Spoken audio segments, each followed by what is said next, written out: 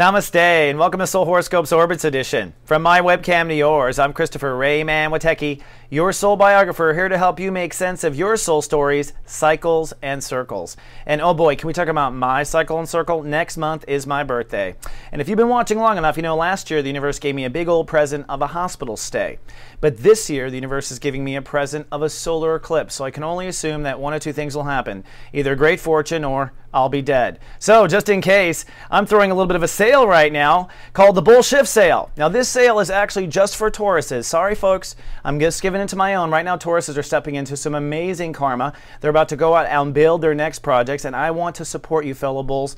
So I'll be selling 2 readings a day during the Taurus birthday period. Try to hop on your actual birthday if you can for just $99. That's $60 off the regular cost, and I'm doing it because it's a good thing to do. It's kind of like me being grateful ahead of time for my fortune to come. So if you'd like a 1-hour reading with me right now, come on down to soulmart.me while supplies of the bull last. I'm not bullshifting you either. You know that's true.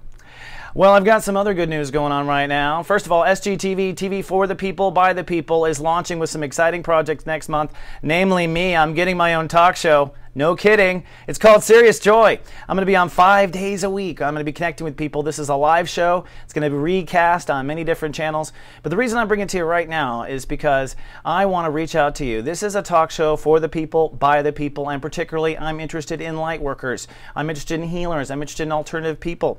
I want to interview someone fascinating living in their heart every day. And this is a talk show where we're going to step in our heart. I'm going to teach you how to live in serious joy. I'm totally serious.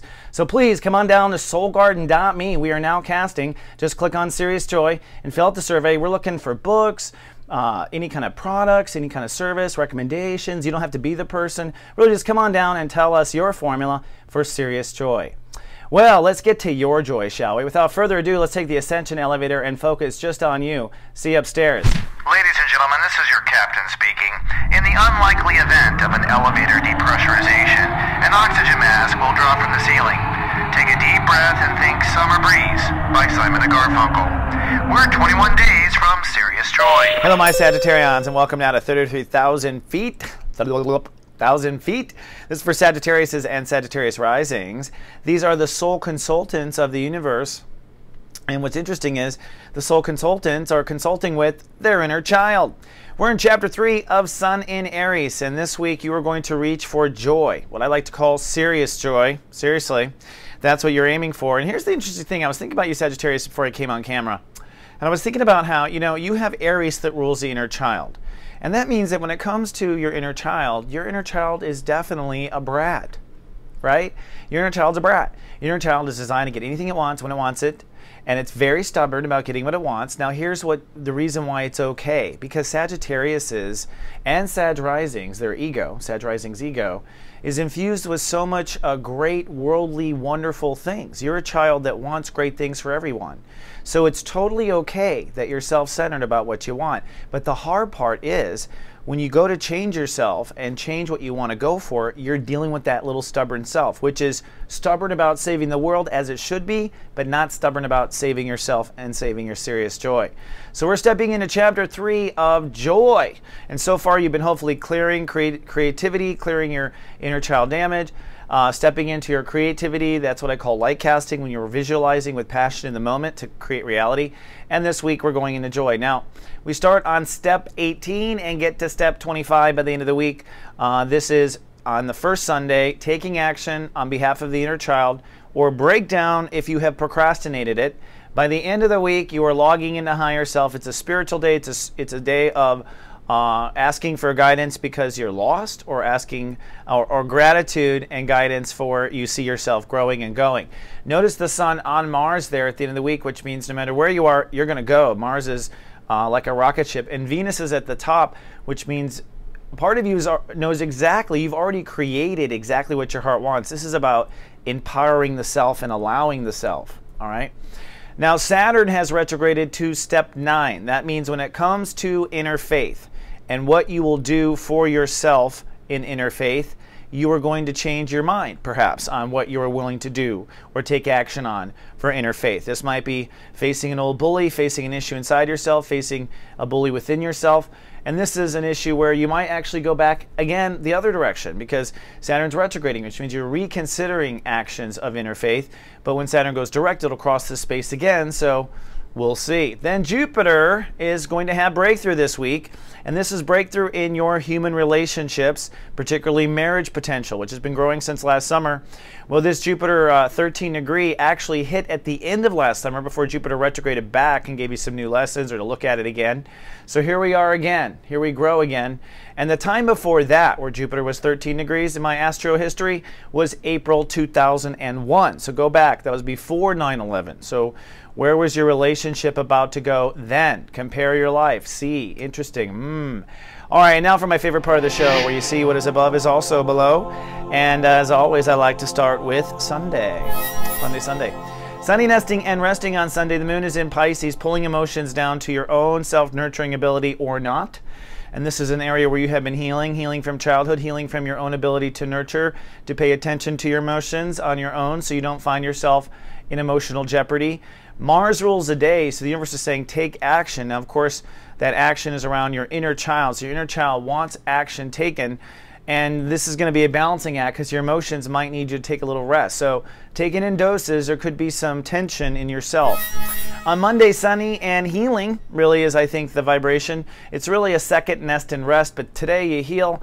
Earth rules the day, so what you're doing is kind of holding space now for what the inner child wants. You might have had a complete temper tantrum breakdown in the last few days, which would have meant you had been ignoring your inner child for too long. You might have had that weeks ago, and now you are having breakthrough. It really kind of depends on who's doing their soul work here, because Uranus is only at 9 degrees, and the universe allows people to not get it yet at this level. Some get it early, some don't. So this is a day where you're really healing, and you're healing, you're nurturing, but also you might be healing from whatever breakdown you experience. On Tuesday, it's cloudy, chance of temper tantrums. So now, if you haven't faced your inner child, he or she will face you. The moon crosses over Uranus, so emotions activate and actualize the feelings of the inner child. The inner child feels empowered. Emotions catch up with the inner child. So it's really where your state is of inner child. This is your creativity. This might be manifesting in creative projects. Now, at the same time, the sun is at 20 degrees, moves into master shui, so now it becomes very, very personal on this day. No matter where it's manifesting in life, it's very personal. And remember, this is really about your relationship to your child, which will turn into the creative projects and love that you want. Okay, Wednesday is sunny and actually joyful. That's because it's Light Cast Day and it's Love Fest Day. It's the new moon. It's a quantum day for our spirituality. Today's a day where your emotions will be filled with passion. You're kind of lit up like a Christmas tree. That's right around your birthday. That's appropriate. And so being lit up with Jupiter, your home planet, ruling the day, means you should be feeling incredible. I mean, the universe really gave you everything you should want for your inner child to light cast personal dreams today. So surrender to that dream. Surrender to the excitement of it. Surrender to the possibility. You know, a lot of people sit there and they daydream about winning the lottery. Put the lottery away. Dream about what will bring you joy, whether you're poor or rich.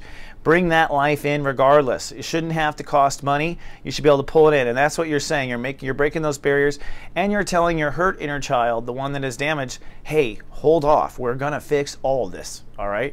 And that will work, by the way, on your inner self. On Thursday, you're cloudy and hypersensitive. We move into the moon in Taurus, so emotions really hit your body.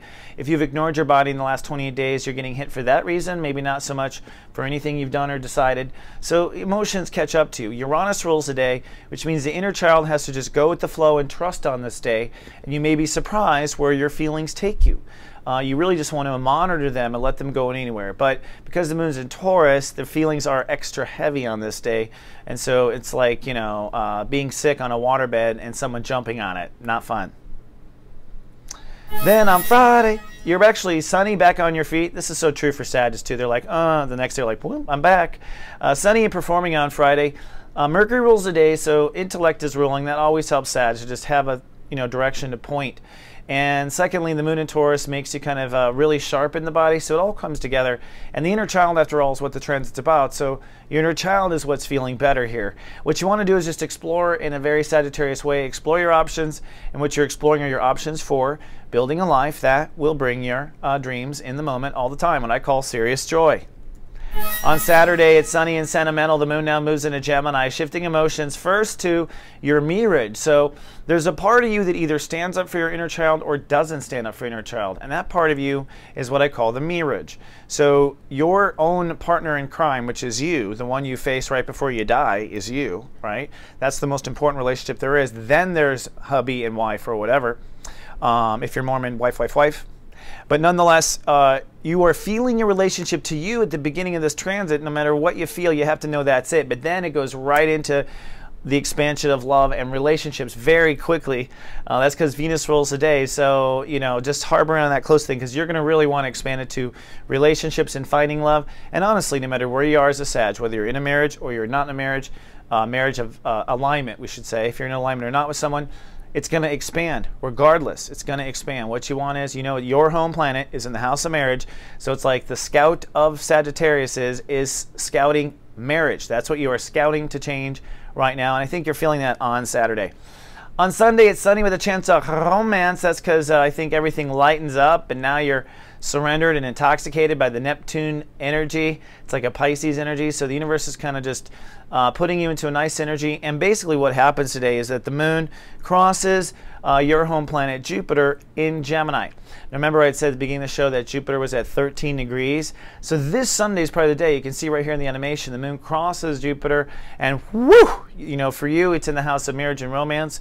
It could be the breaking point for those who have waited way too long, but it could also be elation for those who know it's coming.